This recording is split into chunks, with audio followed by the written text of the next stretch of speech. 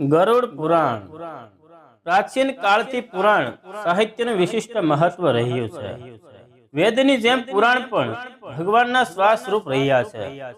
વેદો 4 છે: ઋગ્વેદ, યજુર્વેદ, સામવેદ અને અથર્વવેદ।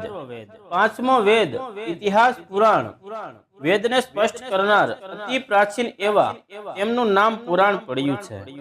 ભગવાન વ્યાસદેવે અતિ પ્રાચીનતમ પુરાણો પ્રકાશિત કરીને પ્રચાર કર્યો છે। વાસ્તવમાં પુરાણો અનાદિ અને શાશ્વત છે। મહાપુરાણો 18 છે: બ્રહ્મ, પદ્મ, શિવ, વિષ્ણુ, શ્રીમદ ભાગવત, નારદ, માર્કંડેય, અગ્નિ, ભવિષ્ય, બ્રહ્મવૈવર્ત, લિંગ, વરાહ, સ્કંદ, વામન, કૂર્મ, મત્સ્ય, ગરુડ અને બ્રહ્માંડ। આ બધા પુરાણો એક એકથી ચડિયાતાને વિશેષ મહત્વ ધરાવે છે।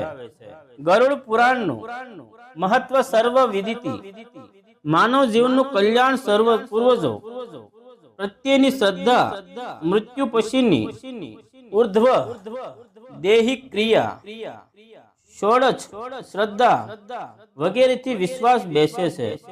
ગરુડ પુરાણ 17 અધ્યાયનું લઘુ પૌરાણિક આખ્યાન છે। ભગવાન વિષ્ણુએ પોતાનું વાહન ગરુડજીને યમદેવની યમપુરીનું ભયાનક વર્ણન કર્યું છે। પાપાચારી પ્રાણીને આ લોક અને પરલોક બંનેમાં અનેક કષ્ટો સહન કરવા પડે છે। મનુષ્યનો જન્મ લીધા પછી પણ જો સદકર્મ કરવામાં નહીં આવે તો યમપુરીમાં અનેક કષ્ટો મળે છે। પોતાના માતા પિતાની ઉત્તર ક્રિયા પુત્રે કરવાનું પરમ આવશ્યક છે। એ પુણ્ય કર્મ છે। પુત્ર તો તે જ જે પુમ નામના નરકમાંથી માતા પિતાનો ઉદ્ધાર કરે છે। શ્રદ્ધાદિ કરવાથી પિતૃદેવો પ્રસન્ન થાય છે। પુત્ર પૌત્રાદિ દ્વારા પુણ્ય આદિ કરવાથી પિતૃદેવોને જે આનંદ મળે છે તે ખરેખર અલૌકિક છે।